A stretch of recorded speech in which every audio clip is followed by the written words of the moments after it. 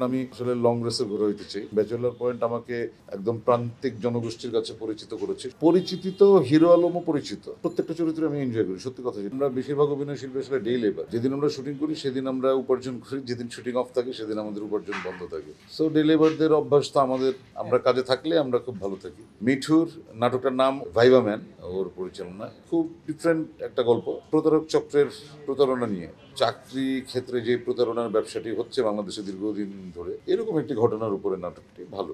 আমি সম্প্রতি হচ্ছে আমার তো এমনি ধারাবাহিক চলছে, বেশ কয়েকটা শুটিং চলছে, অন এয়ার হচ্ছে। এর পাশাপাশি সম্প্রতি আমি মাছরাঙা টেলিভিশনের জন্য একটি দীর্ঘ ধারাবাহিক শুরু করেছি। চলতি মাসে শুটিং শুরু হয়েছে। ওটা শেষ হওয়ার পর স্যান্ডেলিনা সো রূপচর্চায় আভিজাত্য। এসএ টেলিভিশনের একটি অনেকদিন পরে একটি মেগা ধারাবাহিক শুরু হচ্ছে। এটার শুটিং শুরু হয়েছে অলরেডি। এইটাতে কাজ করছি। বাংলাদেশ টেলিভিশনের একটি ধারাবাহিকে কাজ করছি। এইটা হচ্ছে আমাদের ফাল্গুনী আহমেদ দিদির ডিরেকশনে। বাংলাদেশ টেলিভিশনের আরেকটি ধারাবাহিকের শুটিং শুরু হবে এই সামনে। এই হচ্ছে আমার ধারাবাহিকের রিস্তা। মানে 1 ঘন্টা নাটক তো হচ্ছে, এই ফাঁকে যেই ফাঁকগুলো থাকে 1 ঘন্টা নাটক করছি।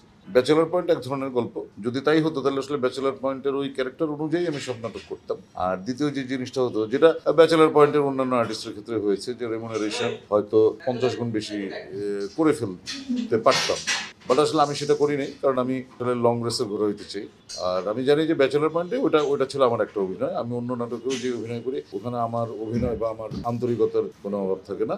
ব্যাচেলর পয়েন্ট অনেক জনপ্রিয়, এতে কোনো সন্দেহ নেই, এবং ব্যাচেলর পয়েন্ট আমাকে একদম প্রান্তিক জনগোষ্ঠীর কাছে পরিচিত করেছে, সেটাও হয়তো সত্যি। কিন্তু এর পাশাপাশি আরো অনেকগুলি ধারাবাহিক আমি কাজ করেছি, যেগুলি আসলে আমাদের মেইন স্ট্রিম টেলিভিশন মিডিয়ার অনেকে ওদেরকে ইগনোরই করতো এক সময়। একটি ইউটিউব চ্যানেল প্র্যাঙ্কিং, ওদের মাধ্যমে কিন্তু আমি ব্যাপক পরিচিতি পেয়েছি হচ্ছে একদম শিশু কিশোর বয়সী দর্শকদের মাঝখানে। আবার আরো অন্যান্য ডিরেক্টর আছে, তাদের কাজ করছি বা 1 ঘন্টা নাটক করছি।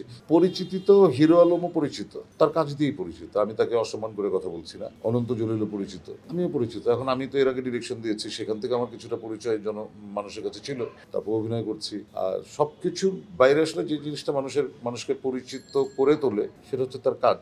আমি আমার কাজটা অবশ্যই, মানে আমি তো ভাই অভিনয় করি হচ্ছে মাস পিপলের জন্য। সেটা যদি না করতাম তাহলে হয়তো আমি শুধু রবীন্দ্রনাথের নাটকে অভিনয় করতাম বা বঙ্কিমচন্দ্রের কোনো গল্পে কাজ করতাম, যেটা আমি ডিরেকশনের সময় খুব মেনটেন করেছি। আমি আমার 16 বছরের ডিরেকশন ক্যারিয়ারে আমি খুব বেছে বেছে কাজ করেছি, খুবই কম কাজ করেছি, এবং সেগুলো খুবই আলোচিত কাজ ছিল। তবে আলোচিত ছিল আমাদের তথাকথিত বুদ্ধিজীবী মহলে, তথাকথিত সাংবাদিক মহলে, তথাকথিত মধ্যবিত্ত শিক্ষিত সম্প্রদায়ের মধ্যে। ওই কাজগুলা আমাদের হাই সোসাইটিও কখনো দেখেনি, আর নিচের প্রান্তিক জনগোষ্ঠী বলতে আমরা যারা বুঝি তারাও কেউ দেখেনি। দেখেছে ও খুবই গুটি কয়েক লোক যারা নিজেরা বাহবা দিতে খুব স্বচ্ছন্দ বোধ করে। দেখেন আসলে প্রত্যেকটা চরিত্রে আমি এনজয় করি। সত্যি কথা যেটা, আমি বলি ফান করে বলি যে বাবার চরিত্র তো আমাদের চরিত্র, আর কোনো চরিত্র নেই। কিন্তু এর মধ্যেও বাবার চরিত্রের অনেক ভ্যারিয়েশন থাকে, বা মাঝে মাঝে তো বাবার বাইরে গিয়েও হয়তো নেগেটিভ কোনো ক্যারেক্টার করছে, পজিটিভ করছে। হ্যাঁ, সব চরিত্র করেই হ্যাপি। আর যেটা বলছেন যে মনের মতন চরিত্র যেটা আমি করতে চাই, এটা আসলে কখনোই সম্ভব না। কারণ আমি সত্যি কথা যেটা, আমি সবসময় আমি অভিনয় নিয়ে ভাবতে গেলে আমার মনে হয় আমি যদি গর্ভবতী মহিলার অভিনয় করতে পারতাম, মানে আমি একজন মায়ের ওই পেইনটা যদি আমি আসলে প্রকাশ করতে পারতাম অভিনয়ের মাধ্যমে, এটা আমার চিন্তা। কিন্তু আমি জানি এটা কখনো সম্ভব না।